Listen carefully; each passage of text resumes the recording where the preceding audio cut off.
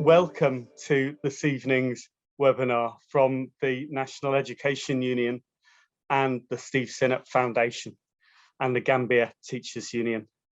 My name's Gawain and I'm chair of the NEU International Committee. I'd like to welcome everyone who's joined us this evening for this webinar as we mark Human Rights Day, which takes place on Friday, and the launch of our new competition to promote human rights education. The NEU is partnering with the Steve Sinnott Foundation and the Gambia Teachers Union to launch Creating Change, the World I Want to Live In, a competition which aims to encourage young people to make their voices heard on human rights and to support teachers in the UK and partner countries of the Steve Sinnott Foundation, such as Gambia, with human rights education in the classroom. Climate change, poverty, education, gender equality, young people's voices must be heard on the issues that impact their lives, their communities, and their world. Young people's voices matter. However, all too often their voices are not heard. This is why the UN Convention on the Rights of the Child enshrined in international law children's right to be heard. This is why we're launching this competition, to provide a platform for young people's thoughts, ideas and voices on human rights. I'm also pleased that the Steve Sinnott Foundation has led on the creation of a resource pack for teachers, which accompanies the competition and comprises classroom activities that have been submitted by teachers and human rights campaigners. International solidarity is a cornerstone of education trade unionism, and I'm incredibly proud of the NEU's international solidarity work. It's work that's rooted in human, trade union and children's rights. Human rights education is about human rights and for human rights. That is, promoting knowledge and understanding of human rights, their principles, alongside empowering young people to enjoy and exercise their rights and to respect and uphold the rights of others. We have a brilliant lineup of speakers today who will speak both about our competition, The World I Want to Live In, and also about human rights education and human rights more widely.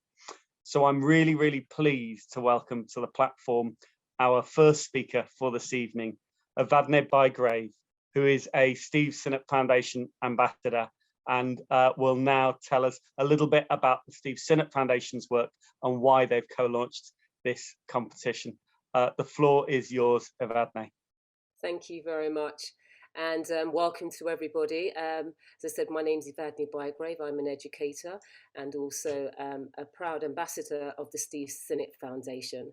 One of the reasons that I'm really proud to be part of the foundation is that their Education for All mission resonates with my own educational values, and that was Steve Sinnott's vision that every child, regardless of ability or economic status, should have access to a good quality education. The foundation was set up after the death of Steve Sinnott, who was a teacher in Liverpool and Preston, and also the General Secretary for the National Union of Teachers. What makes the foundation stand out from other educational charities is its starting point, always posing the questions to its beneficiaries: how can we help you?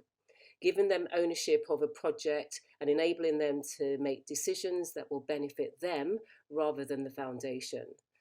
One of the foundation's main aim is to collaborate with teachers and educators to develop projects that will achieve sustainable learning across the world, reducing the beneficiaries' codependency on the charity.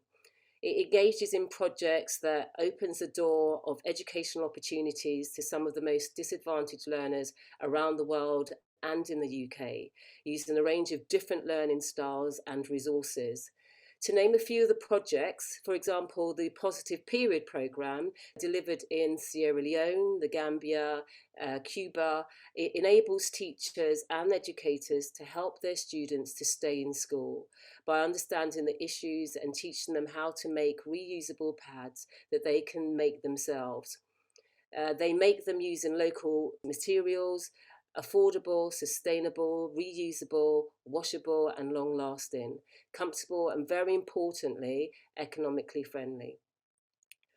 The Learning Resources Centre in Haiti, Naples and the Gambia are all locally owned and managed. Our lifelong learning programme, which started during the pandemic, gives our partners and educators an opportunity to share their knowledge and skills across the globe. And more recently, the Mother and Children Learning Centre in Jamaica, which provides the much needed learning resources to young mothers and their children in readiness for school. Human rights remain a barrier for many learners around the world today. Hence the Foundation's enthusiasm to co-launch the Creating Change competition. Focusing on a creative learning curriculum opens up learning opportunities to all learners, regardless of their ability, culture, or language.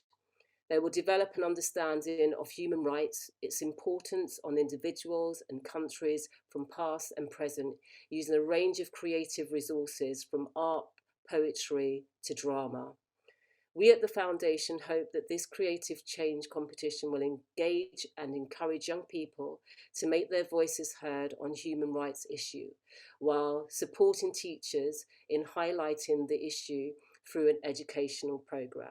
Thank you so much, Evadne, for talking about those important projects.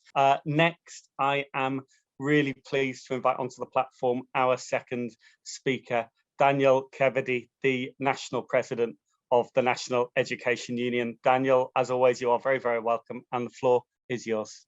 I'm delighted that the NEU is hosting this important webinar this evening. Each year, Human Rights Day brings our union and our movement an opportunity to reflect on the values and principles that were set out in the Universal Declaration of Human Rights over 70 years ago. And it was a remarkable achievement born from the ashes of war. The Declaration constituted and continues to constitute a common vision for the rights of all people.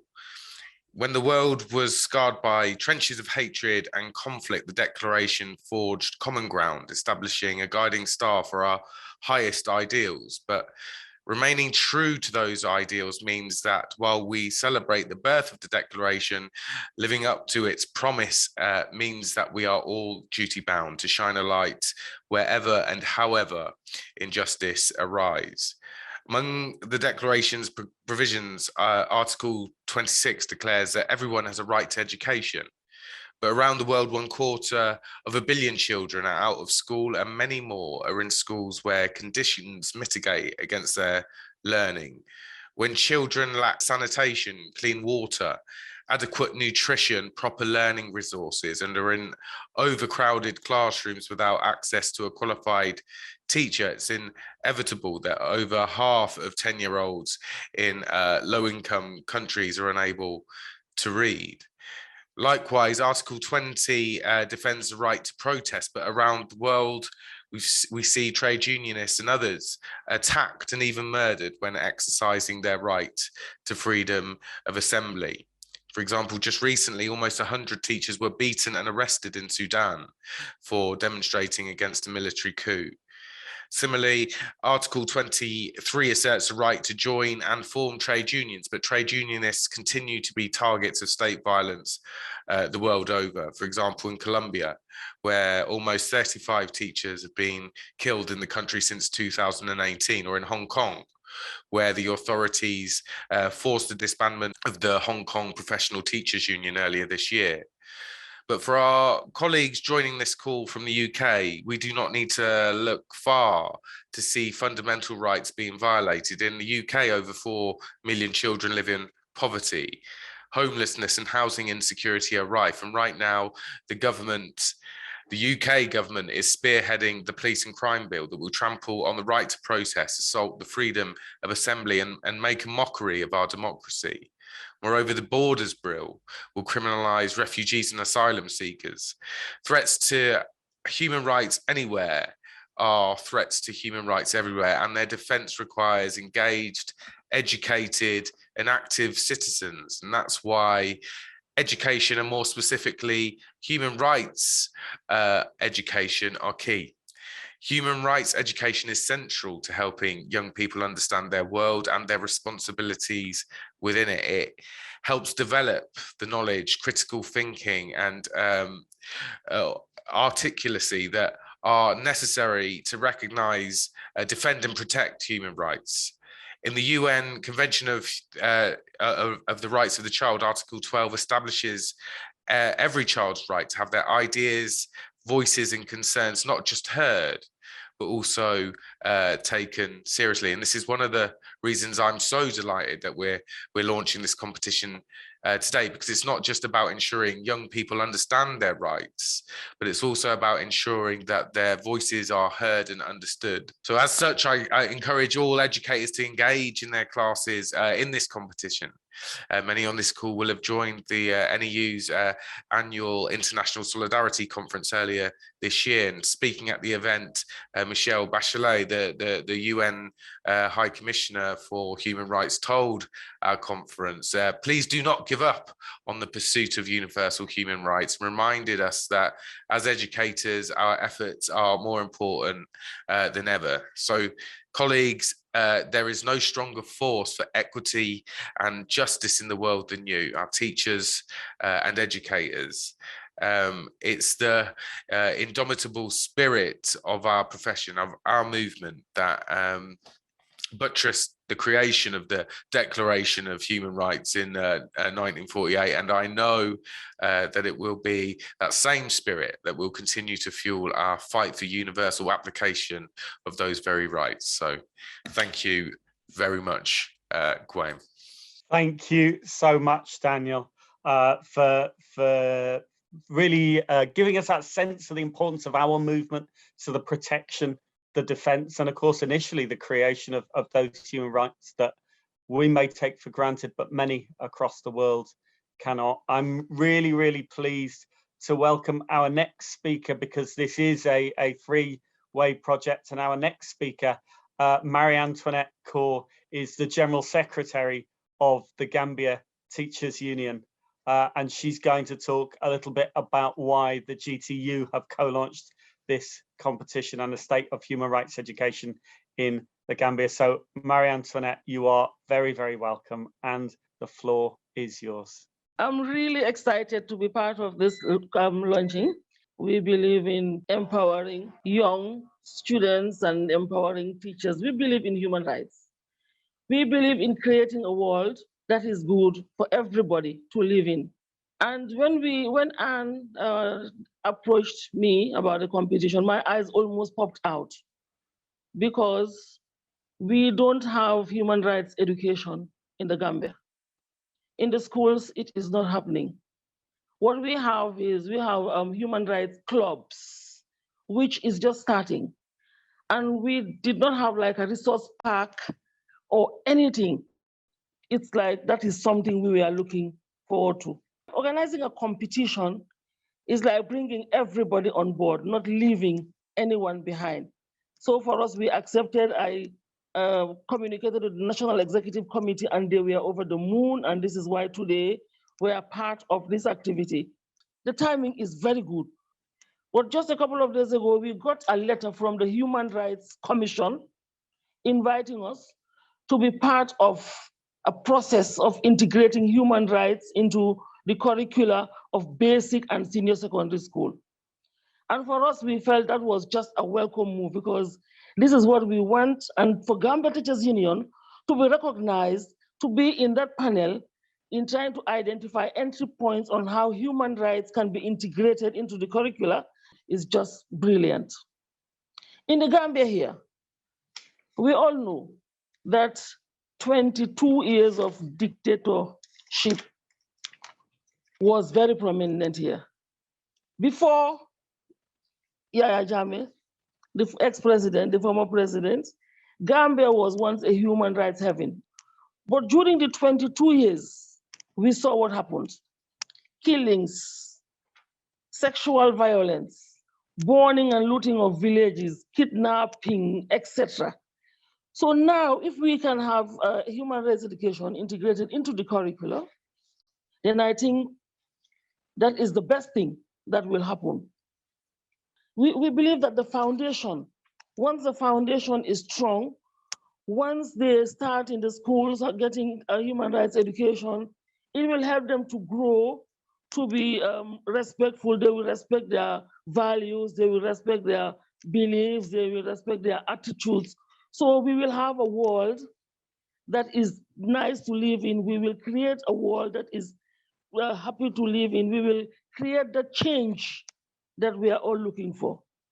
So human rights education in Gambia, in the sub-region, I think definitely I can comfortably say is one of the solutions to our problem, because we know what is happening.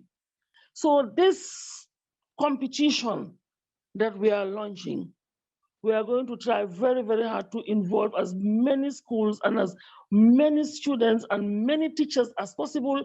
And we are hoping that the results will be so beneficial. I know little drops of water makes the mighty ocean, but we are starting somewhere. And this is the starting point. So therefore, we want to commend NEU, we want to commend the Sinnott Foundation for bringing Gambia on board to partner with us in this very noble endeavor. And we are looking forward to another webinar where we will share the experiences we got from the competition. Thank you.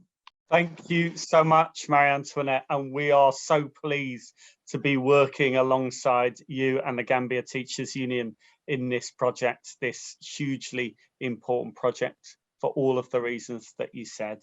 It's now my very, very great pleasure to introduce our next speaker, Professor Gus John, education campaigner, writer, lecturer, researcher.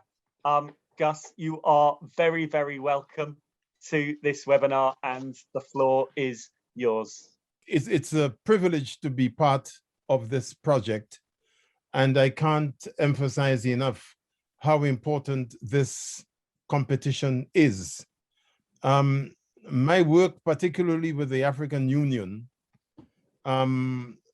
first in relation to the Millennium Development Goals and more recently the Sustainable Development Goals, has taken me to a number of member states in West, South, Central, North Africa. And I want to make 2 points about human rights education. One is the challenges that teachers face when they try to provide education and schooling to students within the framework of the United Nations Convention. And then secondly, when they try to introduce human rights into the curriculum in relation to the human rights culture and climate within their own countries. The one clearly has got a relationship with the other. And what that means, I think, is that we need to examine really how individual nation states determine what the function and purpose of education is. Because in many instances, what one finds is that the ruling government, the state, fashions education according to its overall political agenda, and sometimes that agenda itself is not particularly favorable to human rights. Teachers have a major task in ensuring that the convention itself is observed, that children are respected and their rights are respected as learners, and that they have the capacity to comment upon and work towards the building of a new social order through schooling and education. And there are many complexities within all of that. One of the things, for example, that I concentrated quite a lot on in my work is the business of increasing access to schooling, particularly for girls, and the challenges therein, especially in situations where girls are structurally seen as contributing to the generation of household incomes and so on.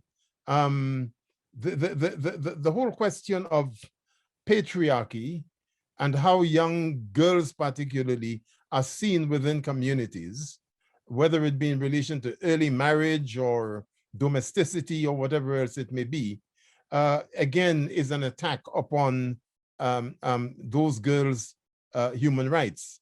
And therefore, the policy context and the schooling environment, schooling practice context in those situations become very, very complex indeed, and can expose teachers to a lot of harassment, and in some cases, very, very real physical danger because of what it is they're seeking to impart to students and their respect for the integrity of the student population and for the rights and entitlements of learners. So I believe that the the competition, in as much as it helps to focus on those issues in all their complexity and provides an opportunity for young people to use their voices in articulating some of those concerns, cannot be more welcome, particularly at this time, given what is actually going on globally with this pandemic and its impact upon communities and their access to medicines, the access to water, the access to decision-making, and so on. One of the things that I think is particularly critical, in my view, is how human rights is seen in terms of the purpose of schooling and education in relation to society. The famous Paulo Freire, the late Paulo Freire, has this really important quote: education does not change society, education changes people, and people change society. We can't emphasize that enough, because the purpose and function of any new generation is to learn from the advances and defeats of those who went before them and chart their own destiny. And that's being done within an increasingly volatile political context in most countries. So if schooling and education is not just about training young people to conform to the existing social order, however broken that might be, but about giving them the space to be creative and to envision a different world, then it means the emphasis that is placed upon providing students with the knowledge, the problem-solving skills, the communication skills, to be able to do all of that in an organized and disciplined manner is fundamentally what the task of schooling and education is in such context. And so I can't emphasize enough the support that teachers need in those very difficult environments, including, if I may say so, in this country, where government goes haywire with all kinds of mad schemes, seeking to undermine really the voice of the young person and their capacity to bring about those sorts of changes against a ruling order that seeks more and more to marginalize them and to suggest that the only purpose there is to schooling and education is to have high-level education results measured by examination and tests, as distinct from growing rounded individuals who can be encouraged and trained to engage in collective action in pursuit of change. So it's really important that we're able to work internationally on those agendas. It would be configured differently in each place based upon all kinds of reasons. But to have that common focus, I think, cannot cannot be more important. So thank you for that. Thank you so much, Gus, and in particular for emphasizing that important battle for the breadth of education, that education cannot be reduced to simply those measurable test results, Sure. but actually must be about that rounded process. We could not agree more, and human rights education is a key part of that, as you've so eloquently said. I'm really pleased to invite our final speaker for the opening session, Audrey Osler, who is Professor Emerita of Human Rights, Education and Citizenship at Leeds University, and is going to be talking about human rights education in a global framework. So Audrey, you're very, very welcome, and the floor is yours. It's a very great pleasure to be here this evening with you all, and I also want to commend the NEU, the Gambia Teachers Union, and the Steve Sinnott Foundation for working on this very, very practical resource and the idea of a competition which can engage everybody, as Antoinette highlighted. What I want to do is to just briefly talk about human rights education in a global framework, and to think what that framework is, briefly where we've got to see what successes we might celebrate in human rights education over the past years, and to look at some challenges. And in many ways, I will be echoing or reinforcing points that other speakers have already said. As has been pointed out, the key framework, legal framework for human rights education is the 1948 Universal Declaration of Human Rights and the 1989 Convention on the Rights of the Child, but also, as Gus referred to, the Sustainable Development Goals, which really support many of the goals of human rights. And the point I want to make about these two important international agreements is that they don't just guarantee the right to education, but they actually guarantee the right to human rights education. So if you read the aims of education in the Universal Declaration, you will see that they actually require an education which is in conformity with the ideals of the UN.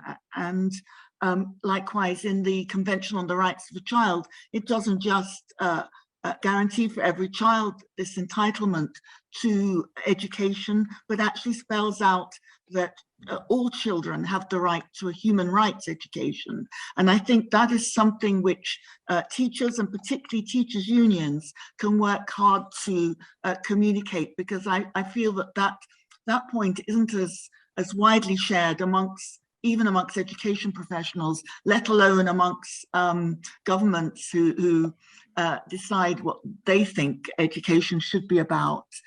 On the other hand, we've got this global framework, but we've also got we've seen very, very important social movements for justice over recent months, particularly during the pandemic. We've seen how people have been moved to show generosity, solidarity, extend kindness to others, and to fight for justice globally, building on Black Lives Matter in the United States, the Me Too movement, and Youth for Climate Change. And I think our NGOs and our trade unions have a very, very key part to bring these two together, to bring social movements on the one hand and awareness of these international agreements and what they actually mean in terms of human rights education.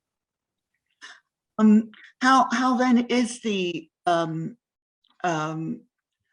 global framework useful for teachers? Well, we've heard that many teachers may struggle to engage in questions around justice. They may struggle to express points of view which are unpopular or which are unfashionable with governments. But I think human rights education, if they're aware that these international agreements support human rights education, I do think that gives extra power and confidence to teachers in many situations, and it enables them to share that knowledge with their students.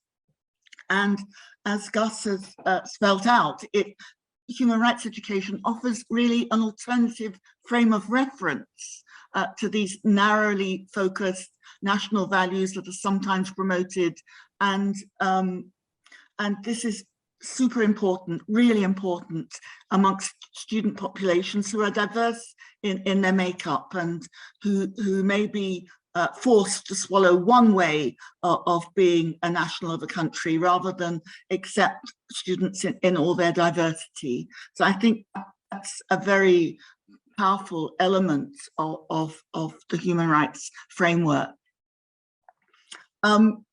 As Daniel mentioned earlier, the Convention on the Rights of a Child places children's views, children's experience, and children's concerns at the heart of schooling. And I can't stress that point enough. And children's concerns and children's experience and children's rights are sometimes, there is anxiety that these may be in competition with those of adults. I find that's rarely the case, but I do recall when I first talked about the Convention on the Rights of the Child a long while ago in Botswana, the people I was discussing with said, well, hold on a minute, is this, we're going to work against the rights of mothers? So I think it's important to understand the links between children's rights being put at the front and those of parents and teachers don't necessarily by any means have to be in conflict, as I will try and illustrate in a moment. Human rights skills are life skills. They're important for all children: cooperation, mutual respect, solidarity, learning to live together, protecting the vulnerable. And I think that's the key point about human rights and human rights education, that human rights are about protecting the vulnerable. And it's important to remember that all of us, and I include myself amongst this, all of us are vulnerable at some point, and recognizing that helps us frame solidarity in a framework which is much more equal. It's not giving to others or being generous. It's actually a mutual support in many ways. Children's skills of learning how to make a difference and achieving it, that is clearly empowering. When young people feel they can make a difference, then that is going to change the whole atmosphere of schooling. Some of the successes of human rights education over the years, we've heard some of the problems already, but we have seen global movements. We've seen UNICEF working on rights respecting schools as it does in the UK, but also child-friendly schools in other places. Another success I would link to human rights education is public awareness of concerns like homelessness, sexual harassment, climate change, and many other issues, the rights of sexual minorities, increasingly recognized by the public as human rights issues. They're not just belonging to them, but they are rights of us all. Also, we've seen the incorporation of the UN Convention on the Rights of the Child into domestic law in so many nations. This hasn't happened yet in the United Kingdom, but we've seen a strong effort to make that happen in Scotland. And I do believe that although there was a challenge in the High Court, that people are working very, very hard to ensure that the UN Convention on the Rights of the Child is incorporated into domestic law. Those kinds of movements, I think teachers and teachers' unions can play a very, very important role in. I think one of the successes of human rights education is when we see people's organizations ready to step in and step up when governments fail to act.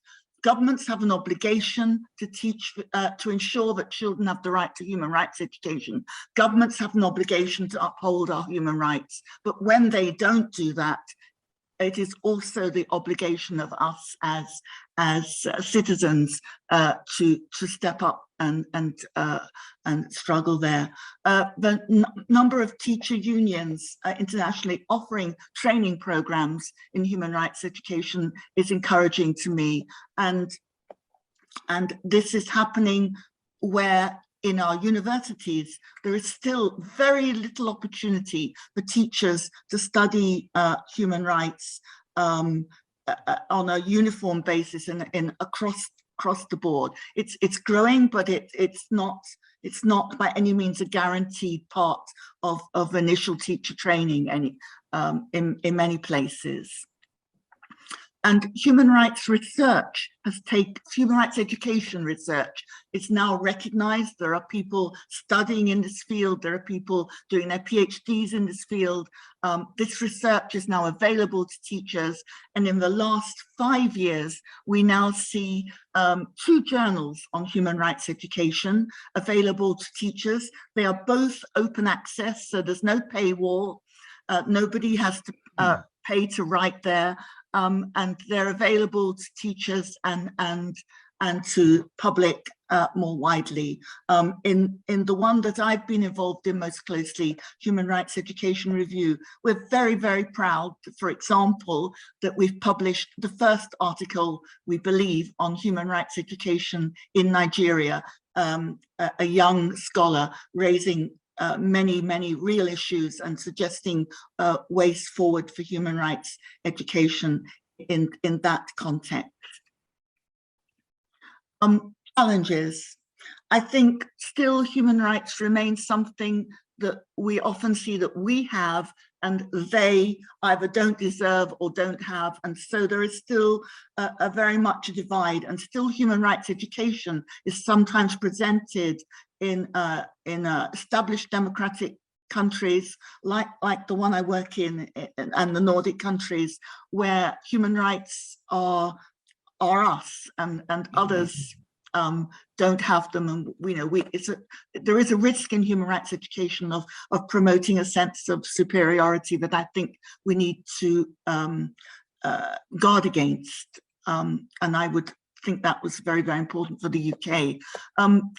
International growth of authoritarian regimes across the world is another threat to human rights education, and the inflexible and curriculum frameworks and accountability mechanisms, inspection regimes that give very little attention to principles, creativity, and our shared humanity, those things that Gus has raised already, I think remain challenges for us all, and we need to tackle those, recognizing their threat, not just to our well-being of education, but actually to human rights itself.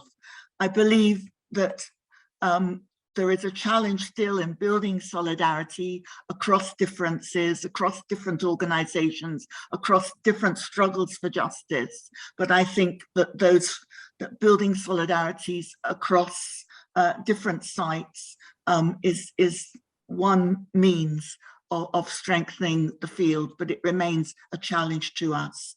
So those are my points, and thank you very much for listening.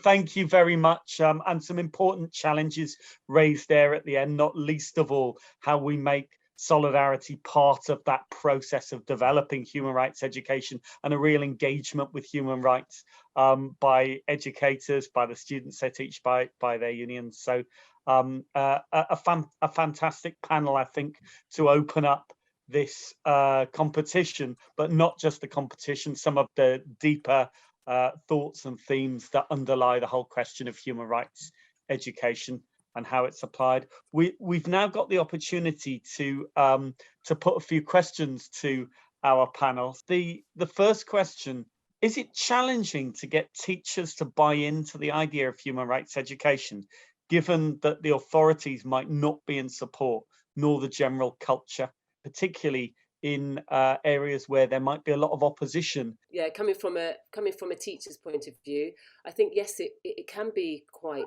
challenging to get teachers to engage. I think there are quite a few reasons.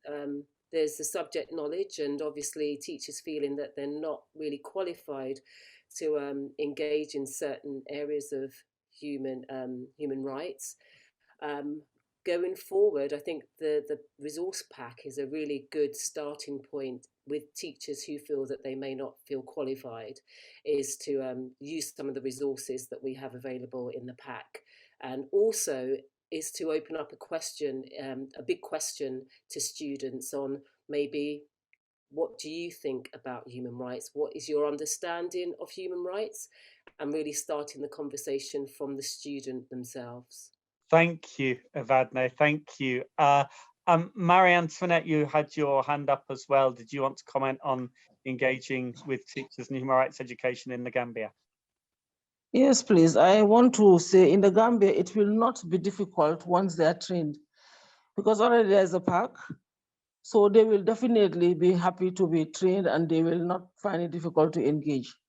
Normally the apprehension is because maybe of lack of or inadequate knowledge, but once they have it, we can use our SRs, our school representatives, we can use teachers in the schools, we can use the clubs, etc. So it will not be difficult at all. Excellent. That's really positive to hear that that engagement will be an open door, as it were. I just want to kind of follow that up with another question we have from the chat. We talked about engagement with teachers, but Audrey highlighted the importance of youth movements being engaged as well in the process of human rights education. How do we ensure that the youth are brought into meaningful dialogue with politicians and policymakers in particular? And what role can we as educators play in that through human rights education programs? Audrey, I don't know if you'd like to come in on that first of all. First of all, to say that the pack itself has an exercise that teachers can do themselves to find out the state of human rights in the school as they understand it. And that exercise actually offers students the chance to think about how they understand the state of human rights in the school. So I think that's a beginning, that students and teachers need to have a dialogue and understand the experience of the other. And then I think teachers can then build on the very, very inspiring work of young people who have organized for rights.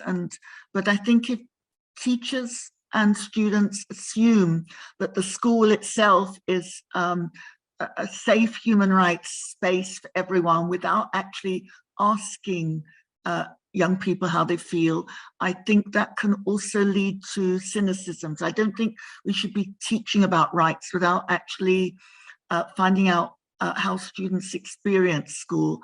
And there's lots and lots of research about sexual harassment, everyday, small but significant impacts on students' lives that can actually undermine their whole experience of schooling. So I think that's definitely a place to start. I think teachers always set out to be good teachers set out to be role models, but there are so many good examples of young people who are struggling for rights, and to actually use those stories and those case studies with young people will, I think, engage them if they can see how other young people have made a difference. Thanks, Audrey. So in part, that's linking the youth, but also about that broader community involvement of schools, linking them with the communities in which they operate. Gus, did you want to come in on that point? Thanks. I just want to add something to what Audrey has said. I think it's very, very important for a number of reasons. There's a general tendency in schools to assume that when you talk about students and their student population, you're speaking about a homogeneous group of people. And one of the things that's alarming to us in this country, Britain, for example, is the growing number of young people with special educational needs, complex needs, who are being excluded from school, even when the complex needs are leading to certain behaviors which contravene the school's own behavior codes and so on. It's brutal, it's punitive, and as a matter of fact, it is in relation to both Audrey and indeed Daniel have said, it is an assault on those children's own human rights. So it seems to me that we need to struggle for, fight for, demand that the way schools organize themselves should be within, against a human rights backcloth, so that they're conscious all the time of the extent to which some of their own regimes are denying children their human rights. You know, the Article 2 says children are entitled to an education, and that is irrespective of what they might do. But yet, more and more, we find a very punitive attitudes to children's conduct, as if it is not the responsibility of school to help them to unlearn inappropriate behaviors and grow holistically in a manner that actually enables them to be citizens in society that can lead to greater human values and the rest of it.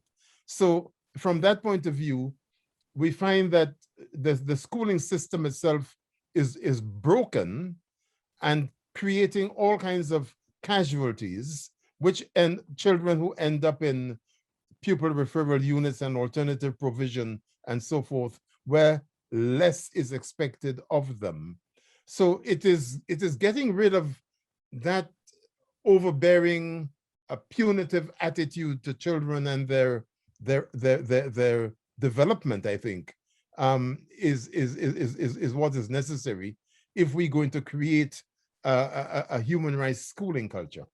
Absolutely. It's about that running as a thread throughout. And I think we've very much seen a kind of extension of that very punitive approach over the past decade, haven't we, in terms of the rhetoric around schools and the pressure from the top that lead into punitive behavior systems, and to children being excluded from that right to education. That's right. It ties in many ways with a question we've just had in the chat now.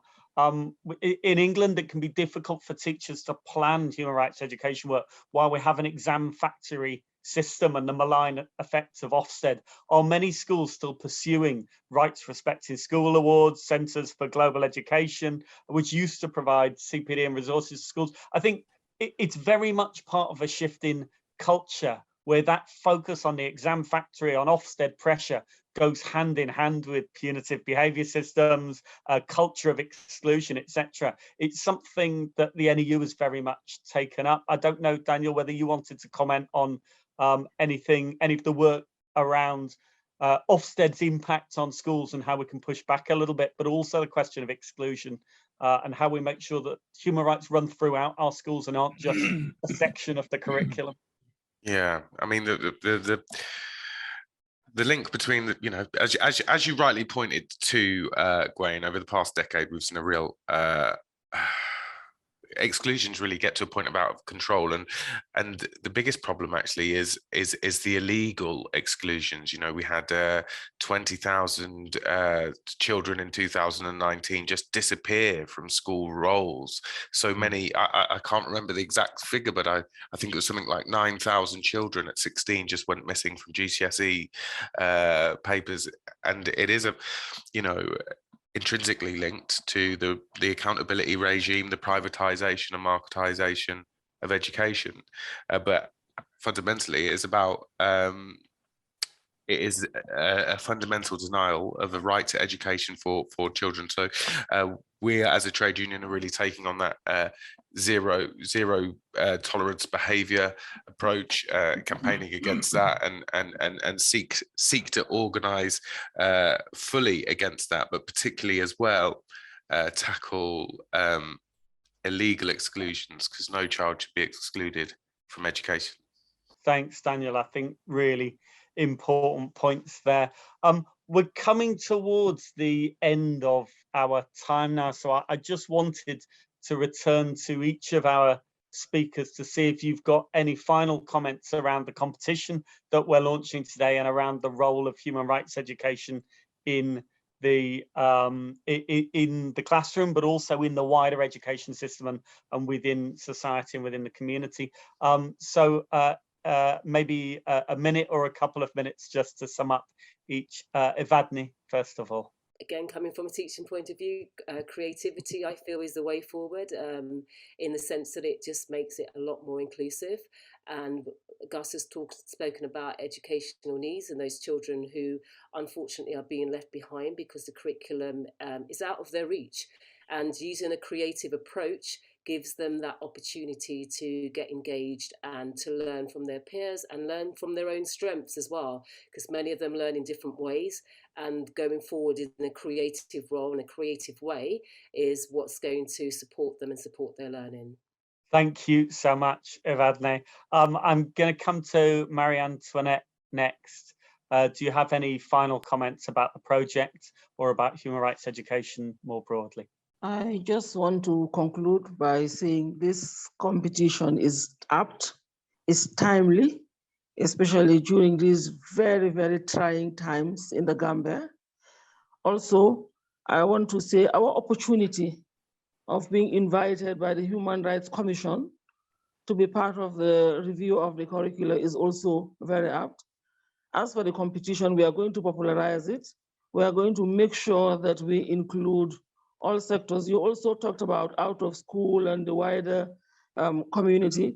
We work with a lot of youth groups, like the peace ambassadors, like the peer health educators. So I'm sure we will also extend it to them because they need it. Most times when you have these riots and all what have you have the out of school, mainly most of the time they are the ones who are involved. So if we are able to also include them in this project, I think it will benefit not only the entire Gambian population, and if you like, the world at large, because we hope that some of them will travel, and once they have this education, it will be beneficial to them. Thank you very much. Thank you very much, Antoinette. Daniel, do you have some final comments you'd like to add around the project and the NEU's support for it? I mean, we're really proud to be supporting this. I think it's a really human rights education broadly is just such an important thing to pursue. We live in really precarious and challenging times, climate catastrophe. In fact, so many young people are actually missing out on education because of the impact of climate change. Young people want to be educated around human rights, around these key issues, and it's vital because things are very incredibly difficult. Without some serious changes in the world, there will be more issues. It's vital that we just create human rights literate young people, and this is a really important competition to do that. It's also about, reclaiming professional control and autonomy in the classroom, which is something that we have to do, grabbing that back. So, yeah. Absolutely. Audrey, do you have any final comments you'd like to add? Yeah, I think these materials are exciting because they are about creativity. And I think within human rights education, probably there's not been so much as could have been done to link creativity and learning. I think that the second point I'd like to make is to re-stress that human rights education is a right, and that all teachers need to remember that when they're thinking about engaging, and to get that message out more broadly. Education is a right, yes, but human rights education is a right. And then thirdly, for those teachers who are concerned or who are worried about the challenges of this area of the curriculum, of this approach to learning, who want to go forward but are concerned about their own lack of experience or lack of knowledge, I would just say that students are likely to be your best allies. This is learning they really lap up, they really flourish with. You should end up with happier students, better classroom relationships, and I'm certain that students will support teachers in this work. They are your best allies. Thank you. Absolutely. Thank you, Audrey. And finally, Gus, do you have any final words around the project or the wider question of human rights education? Yes. I think the first thing I want to say is that certainly in this country and more generally, there's a growing focus on decolonizing curriculum. It seems to me that this project of advancing human rights education and embedding it much more in terms of what schools do must be seen as a part of that. Because I don't believe that it's possible, frankly, to sensibly decolonize the curriculum if you don't, first of all, decolonize the institution. And part of the process of decolonizing the institution is to make schools, particularly, much more child-friendly and child-centered, meaning that you create space for the voice of the child. And by doing so, engage with the child's realities. People like me who work in mainly sort of, inner city areas and so on, get quite alarmed at the extent to which schools try to keep outside the school gate issues to do with youth violence, for example, and the fear that young people have of one another, the way in which the youth justice system deny them fundamental rights, and what have you. Now, it seems to me that these things can be seen as peripheral to the school's main function and purpose.